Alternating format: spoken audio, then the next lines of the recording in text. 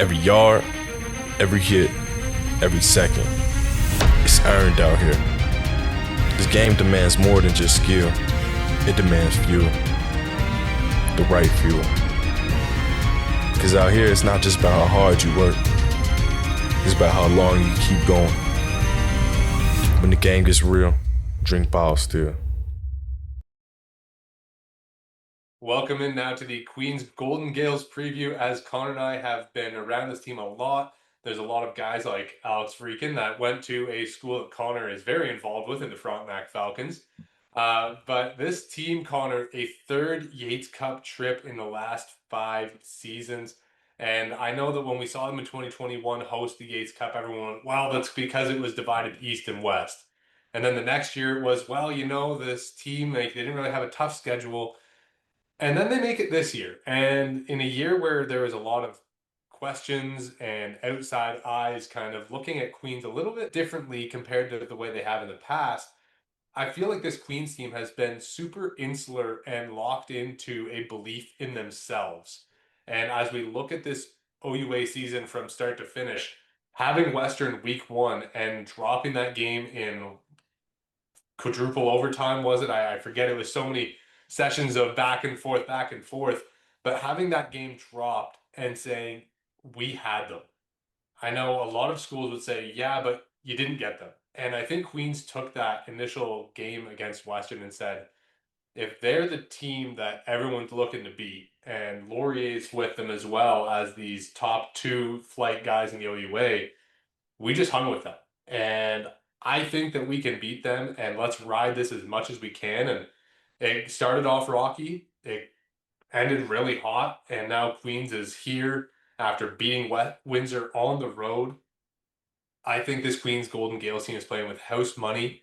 They're going to play disciplined, fast, and be really aggressive this week in the Yates Cup. We're talking about Queens going to 3 of the last 5 Yates Cups here, but Wade, really my question for you, and I guess really the question that I think a lot of listeners are going to be wondering here is what's it going to take for them to get over the hump? Obviously, they have some veteran guys here. This is a really talented group, like we were talking about with Laurier, a group that's featuring a lot of guys coming back, a lot of the guys that have been in this situation over the last few years here. But in your mind, what's it going to take for Queens to get over the hump here and hoist the trophy? Well, I'll start with one positional group in particular, and that is the defensive back group with this Queens Gaels defense. When we saw them match up with Laurier earlier on in the season, it was an Ethan Jordan show where he takes a 3-step slant 70 yards to the house, and everyone's kind of running, chasing, going, what the hell is this? I feel like this defense has a lot of leadership in this back end, and whether that's John Corse-Cadden, Keegan Vanek, Ashton Miller-Melanson, or even Jared Seaway and Ian St. Arnaud, who are not as experienced or as veteran as the other 2 guys at halfback, they are just as talented and they are experienced in the system, and they're athletic and they are loud and they are going to communicate. And if anyone is going to alter the outcome of this game, it is going to be that group of 5 guys that are going to be the beneficiaries of it and have to play lights out to shut down this wide range of pass catchers for the Laurier Golden Hawks. I think you hit the nail on the head with that. And I'll go back to last week in that semifinal matchup and what they did to the Windsor Lancers. And I know we highlighted it on the recap episode, but I'm going to talk about it again here because it was just so darn impressive. 106 total passing yards, a couple PBUs in that one, 2 interceptions. They were rangy. They were all over the place, and they really took away the passing attack and the efforts for the Windsor Lancers in that one. And it was an impressive showing to watch from that back end unit. Yeah, and Connor, as we look at the rest of the defense, I mean, in the front 7, what is going on with this pass rush? Because it's a lot of new names compared to what we've seen in the previous years with the Queens Golden Gaels, but the production has had 0 drop off with this new crew. Yeah, I think they've just maintained an aggressiveness up front. And, we've heard Coach Schneider talk about this for years and years and years now. You don't need one star up front. You just need a few guys that are able to really play gritty, do their jobs, and create some noise. And when you do that, it allows a guy like Justin Pace, who has been the feature player for this Queens front seven, game in, game out. It allows him to play fast, allows him to play free, it allows him to have these big days like he's shown he can have. And I know he statistically may have been a little bit quiet in this game against Windsor last week, but his impact was felt certainly. When you are nervous of a guy pressuring like Justin Pace, he doesn't need to be on the stat sheet like that to make an impact. So I think just being aggressive up front and just being able to roll deep up front has really allowed Queens to attack offensive lines in a strategic way, and has allowed Justin Pace to really play free from that linebacker spot, and he's had a great season doing so. Yeah, and some of the guys up in the on the defensive line that have been not as loud as the Darian Newells of the last couple of years, but Oliver Jackson, Stephen Capea, Eric Johnson, Eli Bennett's got some work in. DJ Ryan when they go to a sub package. Big Tom Nitschke's starting to get a couple reps here and there. So this group just has so many guys that can get after the passer, and so many guys that are willing to set things up for others around them. And that's the biggest thing with this group is you see guys that are willing to, play games, but at the same time they're being disciplined, or they're setting up, or they're ricocheting, or colliding somebody to free up a stunt for another teammate. That's what made this group so special. And when they have the ability to, pin their ears back and let a guy like Oliver Jackson and let the juice loose, he can fly.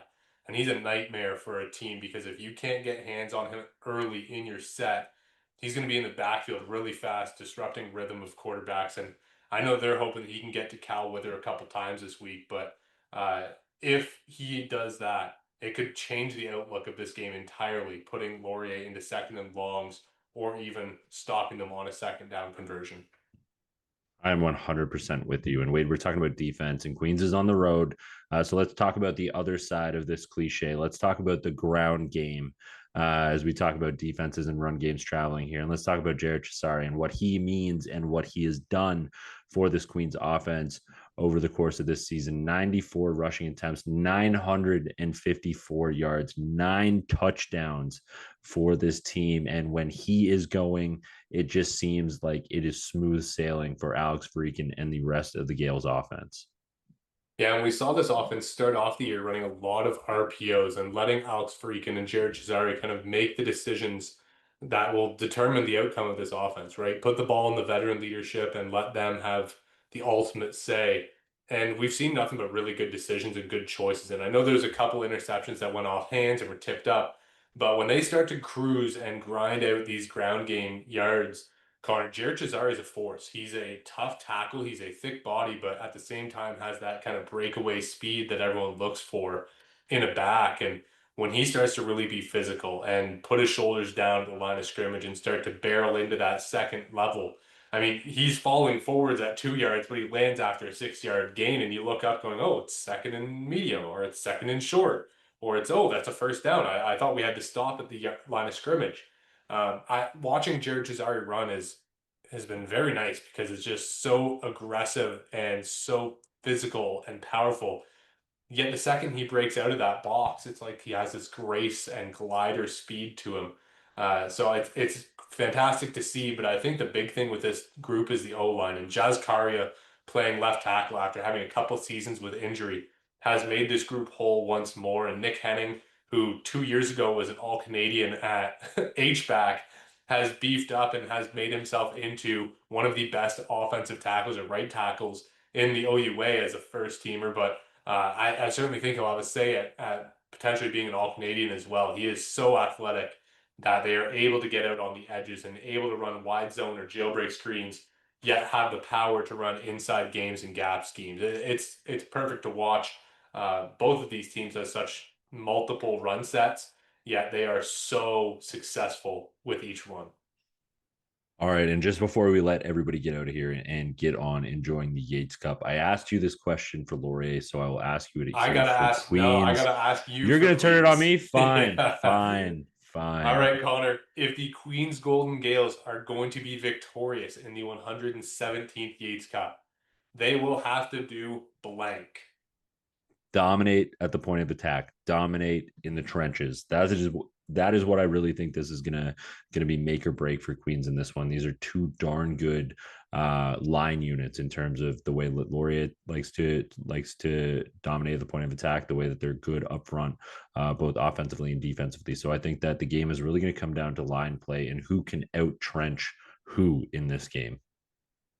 Absolutely. And if you guys are wondering what these teams are going to be using to help stay hydrated on the sidelines, a lot of that's going to be BioSteel. You're going to see the banners. You're going to see it all around the Yates Cup. It is the one hydration partner for the OUA. It is fantastic. You can get yourself little packets or the powders, or you can get pre-made drinks as well to keep your hydration levels high as you might be screaming and cheering and yelling your team to victory. Certainly, Connor, it's been a fun season. We are not done yet. There will be one more preview tomorrow morning as we get going into the Yates Cup. And you can catch that Yates Cup action on OUA.tv. If you want to watch the Yates Cup, please go check that out. It's going to be a heck of a ball game. We are excited to get there. Enjoy the weekend. Enjoy the Yates Cup.